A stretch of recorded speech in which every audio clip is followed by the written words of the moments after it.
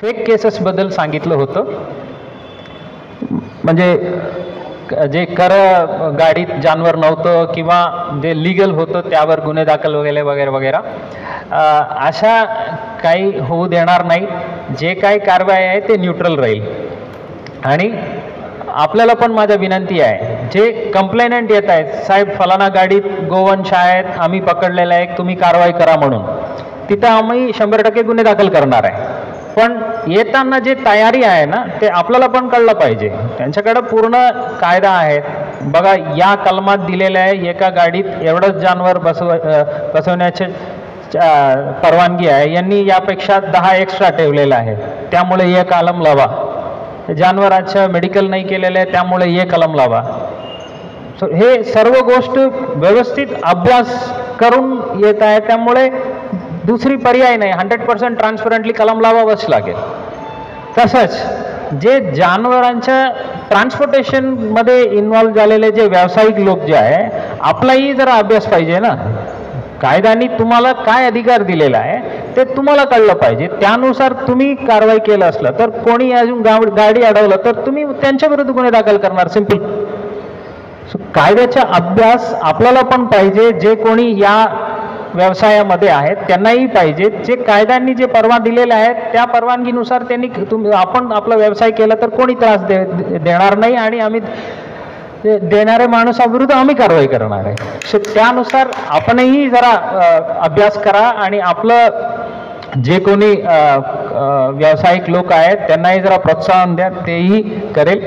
आणि जे इंटॉलरन्स जे आहे, कोणी येऊन नारा दिला ते इतकं लवकर तुम्ही रिॲक्ट करणे किंवा काही व्हायलंट रिॲक्ट करणे आवश्यकता अजिबात नाही आहे. कोणी आलं, काही नारा दिला, ठीक आहे, काय आपलं धर्म पूर्ण खतम होणार आहे का?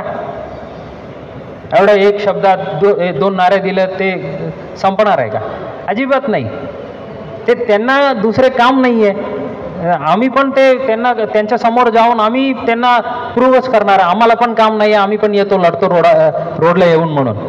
सो ते आपण आपलं मॅच्युरिटी बाळगणे आमची जबाबदारी आहे. आणि विनाकारण आमच्या घरच्या पोरांना रस्त्यावर उतरून दगडफेक करून गुन्हेगारी मार्गामध्ये टाकण्याचे जे प्रवृत्ती करत आहेत त्यांना तुम्ही साथ देऊ नये. समजलं का? कोणी प्रोवोक करत असलं तर त्यात बळी पडू नये तुम्ही.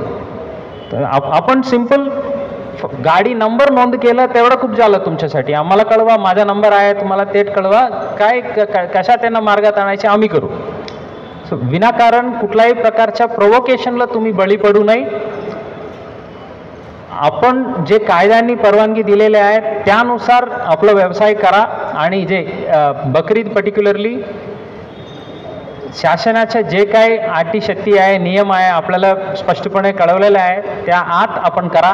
आणि एक स्टेप पुढे जाऊन मी नेहमीच हेच सांगतो, माझ्या कुठल्याही प्रकारच्या सण उत्सव साजरा करण्याच्या प्रक्रियेमुळे इतरांना त्रास होऊ द्यायची नाही. ते आम्ही एक सेल्फ कंट्रोल ठेवणे आवश्यकता आहे.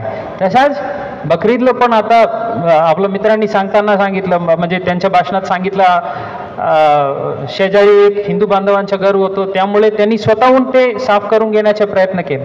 तेच मानवता आहे, तेच सोलापूरकरांचं खरा कॅरेक्टर आहे. तसाच आम्ही अपेक्षा करतो. माझ्या या कृत्यामुळे विनाकारण त्यांना त्रास होऊ नये हे काळजी आपणही घ्यावे. आणि माझ्या शेजारीचे जे उत्सव साजरा करत आहेत त्यात मी सहभाग घेऊन आनंदाने त्यांचा उत्साह साजरा करण्याच्या जे प्रक्रिया आहेत त्यात मी सहभाग घेणार, अशा एक ॲम्बियन्स, अशा एक एन्व्हायरमेंट क्रिएट करून देऊ. आणि आपल्या सर्वांना पोलीस विभागातर्फे, प्रशासनातर्फे बकरीद सणानिमित्त मनापासून हार्दिक शुभेच्छा. आपलं सर्वांनी जे संयमी ठेवलं होतं ते पूर्ण इलेक्शन प्रक्रिया दरम्यान, त्यासाठी आपलं सर्वांना पुन्हा एकदा अभिनंदन. जय हिंद, जय महाराष्ट्र.